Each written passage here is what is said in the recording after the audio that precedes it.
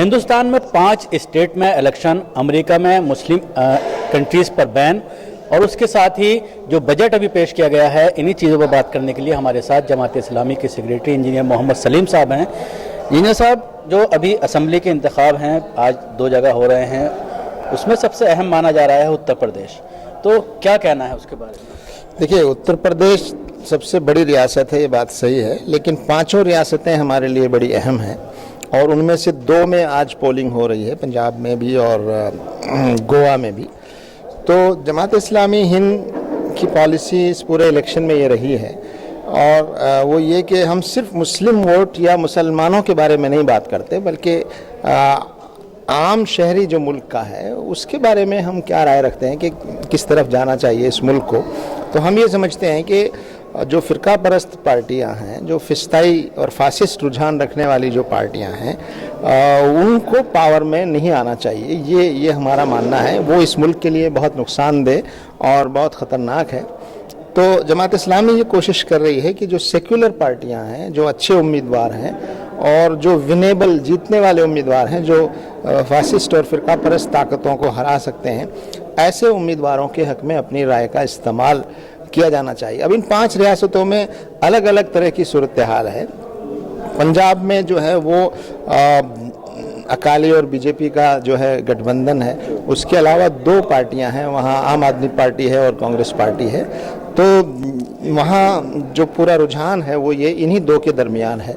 कहीं आम आदमी पार्टी का उम्मीदवार अच्छा है और जीतने की पोजीशन में है और कहीं कांग्रेस के उम्मीदवार, तो उनके हक में फैसला किया गया है। लेकिन अगर उत्तर प्रदेश की अगर हम बात करते हैं तो उत्तर प्रदेश में ये रिपोर्ट्स आ रही हैं कि मुस्लिम वोट बिखर रहा है।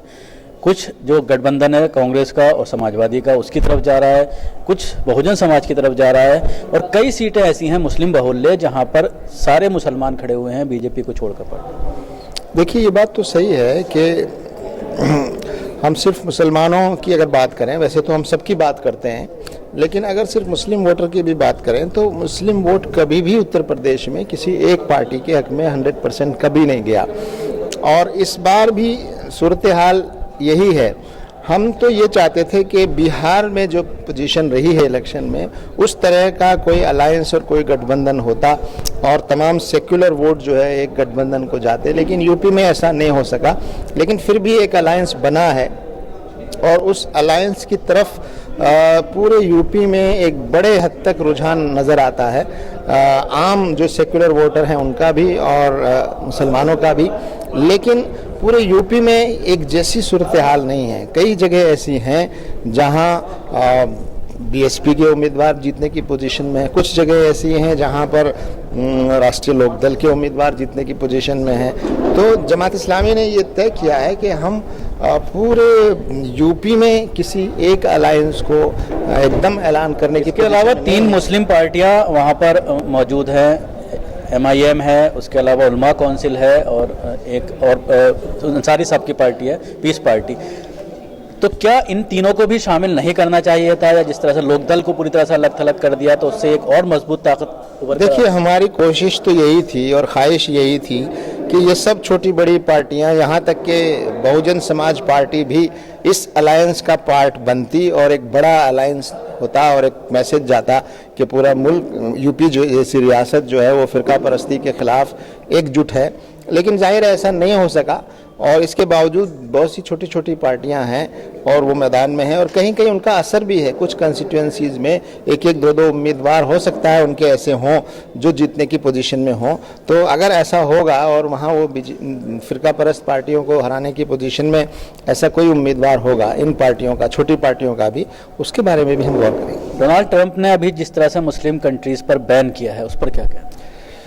ये बहुत ही अफसोसनाक बात है कि अमेरिका जैसा एक बड़ा मुल्क जो अपने आप को डेमोक्रेटिक कहता है और जो आज़ादी और फ्रीडम की बात करता है और पूरी दुनिया के लोगों का वहाँ आना जाना है, उसमें एक सदर की तरफ से इस तरह का एक बहुत हल्का बयान और उसका एक ऑर्डर उसकी शक्ल में जारी कर देना कि ये 7 मुस्लिम कंट्रीज़ हैं, यहाँ के लोग यहाँ नहीं आएंगे, ये बहुत अफसोसनाक है। ये खुद अमेरिका के लिए बहुत नुकसानदेह होगा और अमेरिका जो है पहले से अलग थलग होता जा रहा है और ज़्यादा अलग थलग हो जाएगा। और ख़ुद मुसलमानों में अमेरिका की जो तस्वीर है मुस्लिम ममालिक में, वो बहुत ख़राब है। अब इस ऑर्डर से और कदम पर चलते हुए कुवैत ने भी ऐसा फैसला किया है। ऐसा सुनने में आया है कि कुवैत ने भी जो है इस तरह का बैन लगाने की बात कही है, लेकिन दूसरी रिपोर्टें भी आ रही है कि वो रिपोर्ट सही नहीं है, वो रिपोर्ट गलत है। खुदा करे वो रिपोर्ट गलत हो, बल्कि हम तो यही चाहते हैं कि अमेरिका के बारे में भी जो रिपोर्ट आ रही है वो भी गलत हो, या वो ऑर्डर वापस ले लें, वापस करें। तो हम ये समझते हैं, और उसके खिलाफ बहुत मुजाहरे वहाँ हो रहे हैं, उसके खिलाफ नाराज़गी खुद अमेरिका में हो रही है। अमेरिका के साबिक जो प्रेसिडेंट हैं उन्होंने नाराज़गी का इजहार किया है, यूरोपियन मुल्कों में मुजाहरे हो रहे हैं।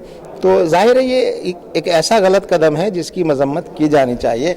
लेकिन बहुत से मुस्लिम मुल्क ऐसे हैं जो अमेरिका को नाराज़ नहीं करना चाहते, अमेरिका को खुश करना चाहते हैं। उनके जो सरबराह लोग हैं, मुल्क का मतलब वहाँ की जो हुकूमत में जो लोग बैठे हैं, सरबराह हैं, तो ये अफसोसनाक है कि इस तरह के गलत कदम की तायद नहीं होनी चाहिए।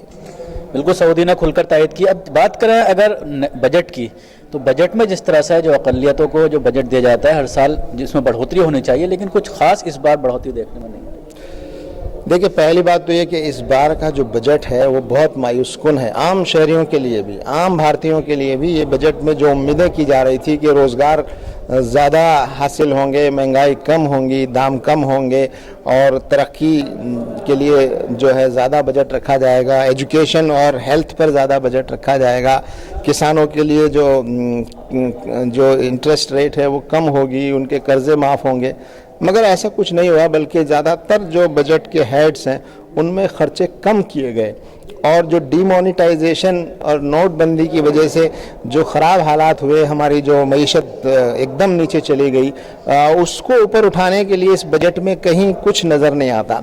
और अगर हम सिर्फ माइनॉरिटीज़ की बात करें तो ये समझ में आता है कि माइनॉरिटीज़ के बजट में जितना इजाफा होना चाहिए था वो इजाफा कम हुआ है। 9% इजाफा हुआ है। ये कह सकते हैं कि इजाफा ज़रूर हुआ है, लेकिन वो इजाफा सिर्फ 9% है, जबकि दलित और SC/ST के लिए जो बजट इस बार बना है उसमें 35% का इजाफा है। तो हम ये समझते हैं कि मुसलमानों को जो तालीमी और माशी लिहाज से जो कमज़ोर तबका है, अगर आप मुल्क को मजबूत करना चाहते हैं तो जो कमज़ोर तबकात हैं, ख़ासतौर से मुसलमान और माइनॉरिटीज़, उनको आप जब तक मजबूत नहीं करेंगे तब तक ये मुल्क मजबूत नहीं होगा। अभी कल बहुत बड़ा फैसला आया है गुजरात हाई कोर्ट का, जो बम ब्लास्ट था उसमें लेकर सारे ही आरोपियों को बरी कर दिया गया है। उससे पहले SIT ने रिपोर्ट दी और उसके बाद जमानत हो गई।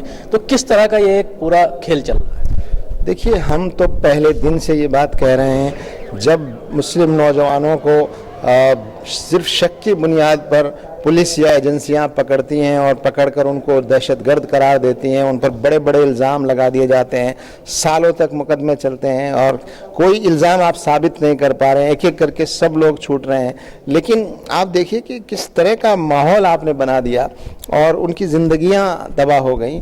और अदालत का जो वक़ार था, अदालत की जो गैर जानिबदारी और निष्पक्षता थी, वो किस तरह से उसको नुकसान पहुंच रहा है। हाँ, अभी जो ऊंची अदालतें हैं, हाई कोर्ट और सुप्रीम कोर्ट, उनसे ये उम्मीद की जा सकती है कि जो निचली अदालतों के फैसले हैं ऊपर जाकर जो है वो फैसले रद्द हो रहे हैं और ये इतने बड़े बड़े इल्ज़ाम जिन पर लगाए गए थे वो बरी हो रहे हैं। तो ये गौर करना चाहिए कि अभी भी बहुत सारे लोग जेलों में बंद हैं जिन पर मुकदमात चल रहे हैं और सालों से वो जेलों में बंद हैं। तो ये बहुत ही अफसोसनाक बात है कि आप बगैर किसी सबूत के लोगों को सालों तक जेल में बंद रखें और फिर उनको रिहेबिलिटेट करने का और उनको बावकार ज़िंदगी बसर करने का कोई मंसूबा आपके पास ना हो, और समाज में जो उनकी तस्वीर ख़राब हो गई है उसको ठीक करने का कोई नज़्म ना हो। तो इससे, इन फैसलों से हमारी मौजूदा हुकूमतों को और हमारी पुलिस और एजेंसियों को ये सबक लेना चाहिए कि वो ये जो कुछ कर रहे हैं, बेगुनाह लोगों को जो है इस तरह से सज़ाएं दे रहे हैं बिला वजह, ये मुल्क का बहुत बड़ा नुकसान है, ये मुल्क की यूथ का बहुत बड़ा नुकसान है। और मुल्क की एक बहुत बड़ी जो कम्युनिटी है, माइनॉरिटी मुसलमान है, उनको आप खौफ और दहशत में रख रहे हैं। तो ये मुल्क के लिए बहुत नुकसानदेह चीज़ है।